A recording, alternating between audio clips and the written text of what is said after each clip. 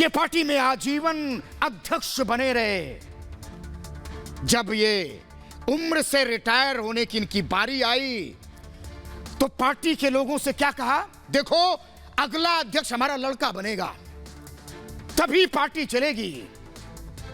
लड़का बन गया अध्यक्ष। बाद में लड़के ने भी वही किया। सभी से कहा पार्टी की कमान संभालेगा तो उसका ही परिवार संभालेगा, नहीं तो कोई नहीं संभालेगा। बस इसी बात से प्रधानमंत्री खफा हैं। प्रधानमंत्री कह रहे हैं कि यह वंशवाद किसी भी देश को, लोकतंत्र को कमजोर करता है, इससे भ्रष्टाचार भी बढ़ता है। लेकिन प्रधानमंत्री के इतना बोलते ही कई लोगों को अच्छा नहीं लगा, क्योंकि ना तो इस बात को सोनिया गांधी, मुलायम सिंह यादव या ममता बनर्जी गलत बता सकते हैं, इसे छिपा नहीं सकते हैं तो है। और राहुल गांधी कांग्रेस के अध्यक्ष रह चुके हैं? जब हटने का इनका मन होता है तो वापस मम्मी कमान संभाल लेती हैं। मुलायम सिंह यादव के बेटे अखिलेश यादव समाजवादी पार्टी के राष्ट्रीय अध्यक्ष हैं या मुख्यमंत्री रह चुके हैं। और मुलायम सिंह यादव के परिवार में शायद ही कोई ऐसा बचा हो जो नेता ना बना हो या जिसे टिकट ना मिला हो। शायद चाचा ताऊ के भी बच्चे नहीं बचे होंगे। बाकी पार्टी के लोग तो बस अटेंडेंस लगाने आते हैं, हाजिरी। अब ममता बनर्जी को देख लीजिए। ममता दीदी मां माटी और मानुष के नारे के साथ आई थी। तब किसी को पता नहीं था कि उनके लिए मानुष की परिभाषा भतीजे तक सीमित रह जाएगी, अभिषेक बनर्जी तक। पार्टी के नेता इसी वजह से छोड़ छोड़कर भाग रहे हैं। हम इसे आसान भाषा में राजनीतिक तानाशाही कहते हैं कि देखो चलेगी तो हमारी, नहीं तो किसी की नहीं। लड़का हमारा कुछ भी करे सही वही होगा। अगर यह वंशवाद राजनीतिक दलों में है तो उसे हम राजनीतिक तानाशाही कहते हैं, और अगर किसी देश में तो उसे हम गद्दाफी, सद्दाम हुसैन वगैरह वगैरह बोलते हैं। फिर मैं राजनीति में ऐसे खुशीराम गांधी से कहना चाहता हूं, तुम्हारे दिन लद गए हैं।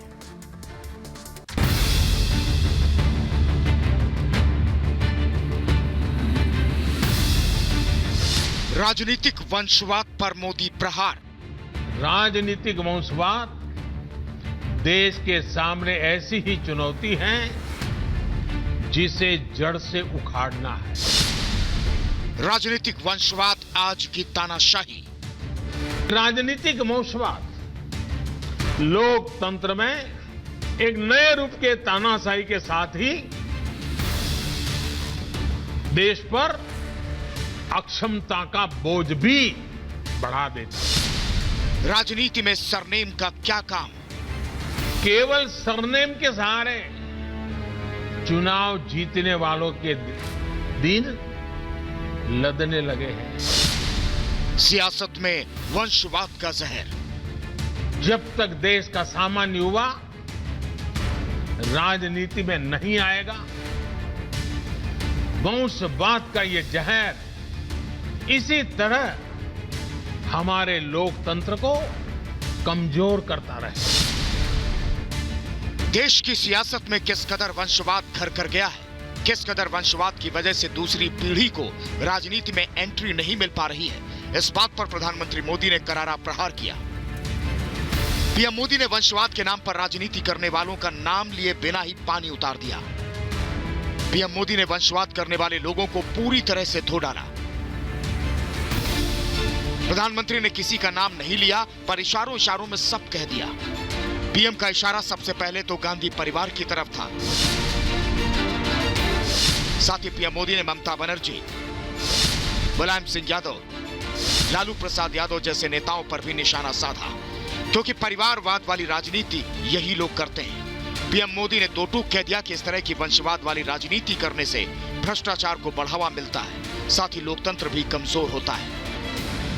ये भारत में राजनीतिक और सामाजिक करप्शन का भी एक बहुत बड़ा कारण है। वंशवाद की जगह से आगे बढ़े लोगों को लगता है कि अगर उनकी पहले की पीढ़ियों के करप्शन का हिसाब नहीं हुआ तो उनका भी कोई कुछ नहीं बिगाड़ सकता। वो तो अपने घर में ही इस प्रकार के विकृत उदाहरण भी देखते हैं। इसलिए ऐसे लोगों का कानून के प्रति न सम्मान होता है, न कानून का उनको डर भी होता है। पीएम ने कहा कि वंशवाद की वजह से राजनीति में आगे बढ़े लोगों को लगता है कि उनके पहले की पीढ़ियों के भ्रष्टाचार का हिसाब नहीं हुआ तो उनका भी कोई कुछ नहीं बिगाड़ सकता। उन्होंने कहा कि देश की राजनीति में अभी भी ऐसे लोग हैं जिनका आचार, विचार और लक्ष्य सब कुछ अपने परिवार की राजनीति और राजनीति में अपने परिवार को बचाने का है। ये राजनीतिक वंशवाद लोकतंत्र में एक नए रूप के तानाशाही के साथ ही देश पर अक्षमता का बोझ भी बढ़ा देता है। राजनीतिक वंशवाद नेशन फर्स्ट के बजाय सिर्फ मैं और मेरा परिवार, इसी भावना को मजबूत करता है। पीएम मोदी ने कहा कि राजनीतिक वंशवाद लोकतंत्र का एक सबसे बड़ा दुश्मन बन चुका है। राजनीतिक वंशवाद देश के सामने ऐसी ही चुनौती है जिसे जड़ से उखाड़ फेंकना है।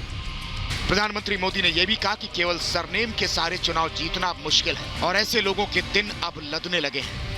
लेकिन राजनीति में वंशवाद का ये रोग अभी पूरी तरह खत्म नहीं हुआ है। पीएम मोदी ने देश के युवाओं से अपील की है कि वंशवाद राजनीति से तभी खत्म होगा जब देश के युवा आगे आकर राजनीति में उतरेंगे और वंशवाद को जड़ से खत्म करेंगे। इस स्थिति को बदलने का जिम्मा देश की जागरूकता पर है, देश की युवा पीढ़ी पे है और राष्ट्रयाम जागृयाम व्यायाम इसी मंत्र को लेकर के जीना है। याद रखिएगा, जब तक देश का सामान्य युवा राजनीति में नहीं आएगा, वंशवाद का ये जहर इसी तरह हमारे लोकतंत्र को कमजोर करता रहेगा। स्वामी विवेकानंद की जयंती के मौके पर प्रधानमंत्री मोदी ने देश के युवाओं को संबोधित किया। वीडियो कॉन्फ्रेंसिंग के जरिए राष्ट्रीय युवा संसद महोत्सव के कार्यक्रम में पीएम मोदी ने हिस्सा लिया। राष्ट्रीय युवा महोत्सव का उद्देश्य देश के युवाओं की प्रतिभा सामने लाने और उन्हें अपनी प्रतिभा को दर्शाने का मंच देता है। इसी मंच से पीएम मोदी ने वंशवाद की राजनीति करने वालों को आड़े हाथ लिया। अभी कुछ ही महीनों में पश्चिम बंगाल में चुनाव होने हैं। वहां भी ममता बनर्जी के भतीजे अभिषेक बनर्जी वंशवाद की राजनीति के जरिए अपना राजनीतिक भविष्य बना रहे हैं, मगर ममता दीदी और उनके भतीजे बंगाल का भविष्य गर्त में डाल रहे हैं। पीएम मोदी के शब्दों में समझें तो अब जरूरत है ऐसे वंशवाद के खात्मे की, तभी देश की तरक्की होगी। Bureau report, Republic Bharat. और जब से मैंने पत्रकारिता शुरू की है, भारतीय राजनीति को बहुत नजदीक से देखा है। मैं तब से यही मानता हूं कि लोकतंत्र के लिए यह वंशवाद किसी दीमक की तरह चट रहा है, जो हमारे लोकतांत्रिक ढांचे को धीरे धीरे खोखला करता है। क्योंकि राजनीतिक वंशवाद में लोकतांत्रिक मूल्यों की कोई जगह नहीं बचती। और इसका सबसे बड़ा उदाहरण 1975 में 21 महीने के लिए लागू हुआ आपातकाल है। राजनीतिक वंशवाद की देन और उस समय की प्रधानमंत्री इंदिरा गांधी की सरकार ने सबसे बड़े लोकतांत्रिक देश को एक बड़े जेल खाने में तब्दील कर दिया था। राजनीतिक वंशवाद की वजह से ही प्रधानमंत्री की कुर्सी तक पहुंचने वाली इंदिरा गांधी ने इमरजेंसी के जरिए आम लोगों के जीने का हक भी छीन लिया था। संविधान से मिले उनके मौलिक अधिकारों को तबाह कर दिया था। 43 साल पहले राजनीतिक शक्तियों का बेजा इस्तेमाल हुआ था। और जानते हैं क्यों संभव हो पाया? क्योंकि राजनीतिक वंशवाद ने उन्हें ऐसा मौका दिया था। आजादी के बाद राजनीतिक वंशवाद को बढ़ावा देने का आरोप सबसे पहले नेहरू गांधी परिवार पर लगा था। एक ही परिवार से तीन लोग ये पीढ़ी दर पीढ़ी प्रधानमंत्री की कुर्सी तक पहुंचते रहे। कांग्रेस से शुरू हुआ राजनीतिक वंशवाद का ये संक्रमण धीरे धीरे हर दल में पहुंचा, राज्यों तक पहुंच गया। और देश का कोई ऐसा राज्य आज नहीं है जो राजनीतिक वंशवाद के संक्रमण से बचा हो। कांग्रेस समेत हर क्षेत्रीय दल राजनीतिक वंशवाद के ही भरोसे चल रहे हैं। जो काबिल नेता होते हैं, कार्यकर्ता होते हैं, उनकी अनदेखी कर दी जाती है। वंशवाद की यही देन है। मतलब ऐसे नेताओं को बढ़ावा दिया जाता है जो उतने काबिल नहीं होते। जाने अनजाने पार्टी पर उनको थोप दिया जाता है, बोले यही नेता हैं आपके जो सामने खड़े हैं। चाहे उनमें राजनीतिक क्षमता हो, काबिलियत हो या ना हो। मैं तो राजनीतिक वंशवाद की तुलना राजशाही से करता हूं। जैसे आपको पता है, राजा महाराजा ये अपने उत्तराधिकारी को थोप देते थे प्रजा को कि ये लड़का है हमारा, ये लड़की है, यही राजा है। वैसे ही राजनीतिक वंशवाद के जरिए देश के कई बड़े नेताओं ने अपनी पार्टियां बनाई और पार्टी की बागडोर अपने परिवार के सदस्यों को दे दी। और जब सवाल उठे तो दलील क्या देते, बड़ी शर्मनाक, कि उनके चुने हुए लोग राजनीति में चुनाव जीत कर आए, किसी की राजनीतिक मेहरबानी या खैरात से नहीं। और इसी दलील की आड़ में राजनीतिक वंशवाद खूब फलता रहा, पनपता रहा, ये जिसकी वजह से सैकड़ों नेताओं कार्यकर्ताओं की मेहनत हमेशा नजरअंदाज रही, नजरअंदाज कर दी जाती रही। और वंशवाद की राजनीति में जकड़ी पार्टियां और उस दलदल में धंसती चली जाती रही। वैसे ही जैसे राजाओं का पुत्र राजा बनता था, वैसे ही राजनेताओं के बेटा बेटी ये राजनेता बनते हैं। और देश में मौजूद क्षेत्रीय दलों के लिए योग्यता से ज्यादा खून अहमियत रखता है, अपना खून। राजनीतिक वंशवाद का बुरा असर किस कदर पड़ता है, इसकी एक मिसाल है कांग्रेस पार्टी, जिसमें राजनीतिक वंशवाद को सबसे ज्यादा बढ़ावा मिला।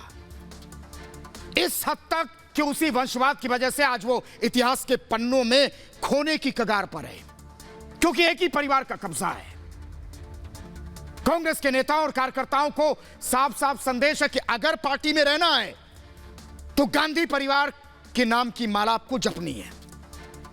राजनीतिक वंशवाद का यह संक्रमण कांग्रेस से होते हुए कई क्षेत्रीय दलों तक पहुंचा। आरजेडी लालू प्रसाद यादव की पार्टी, समाजवादी पार्टी मुलायम सिंह की party, Bahujan Samaj party Mayawati, Janata Dal secular, national conference, PDP, Shiv Sena, तमाम रीजनल पार्टियां हैं जिन पर सिर्फ एक ही परिवार का कब्जा है।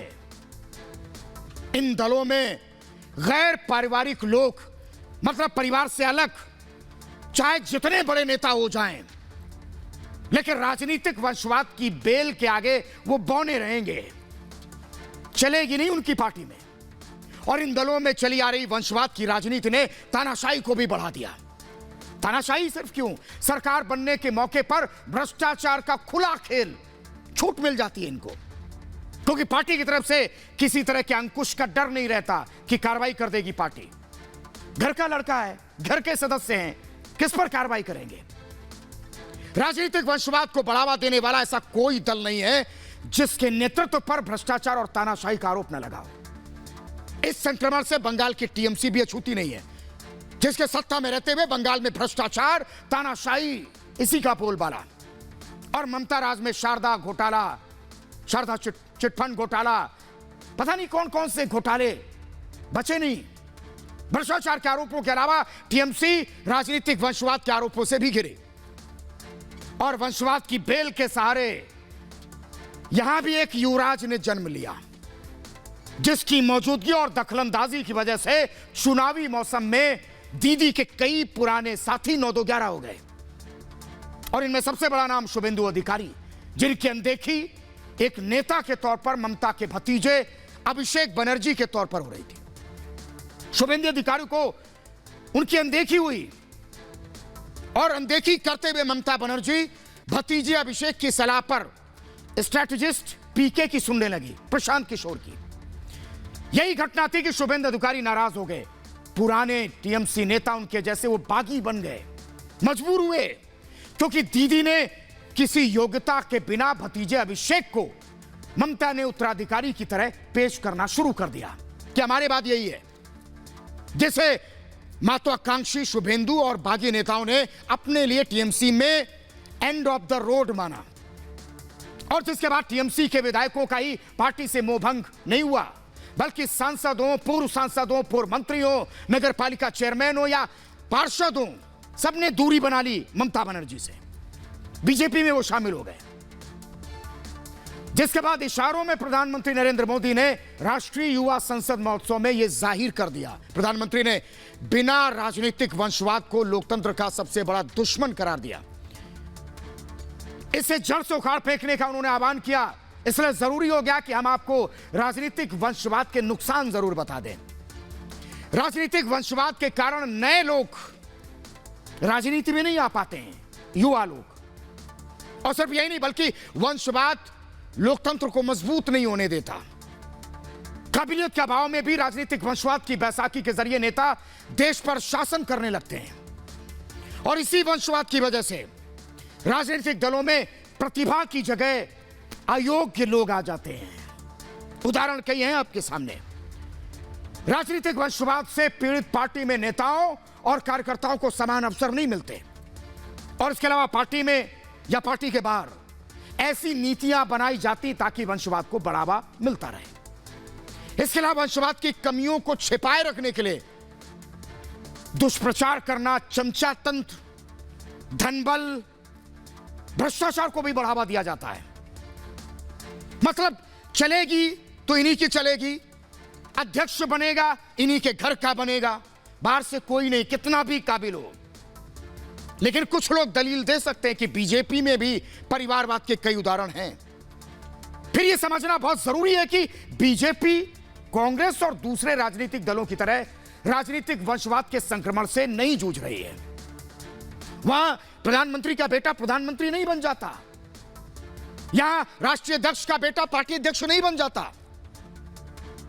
कई ऐसे उदाहरण हैं जो बीजेपी के अध्यक्ष बने, लेकिन उनके परिवार के किसी सदस्य को आगे चलकर पार्टी की कमान नहीं मिली। अटल बिहारी वाजपेयी, लाल कृष्ण आडवाणी, मुरली मनोहर जोशी, चना कृष्ण मूर्ति, बंगारू लक्ष्मण, वेंकैया नायडू, नितिन गडकरी, राजनाथ सिंह, ये बीजेपी के अध्यक्ष रहे हैं। लेकिन इनमें किसी का भाई, बेटा पार्टी का राष्ट्रीय अध्यक्ष तो छोड़िए, शायद किसी प्रदेश का अध्यक्ष भी नहीं बन पाया, सोच ही नहीं पाए। और शायद इसीलिए लेफ्ट पार्टियों को छोड़ दें तो सिर्फ बीजेपी को ही राजनीतिक वंशवाद पर ज्ञान देने का अधिकार हम कह सकते हैं। और इस बात से कोई इनकार नहीं कर सकता कि राजनीतिक वंशवाद की वजह से ही भारत पर इमरजेंसी जैसे खतरे आए। इसे दूर करना होगा, किसी भी देश के लिए ठीक नहीं। यार रुक रहा छोटे से ब्रेक के लिए।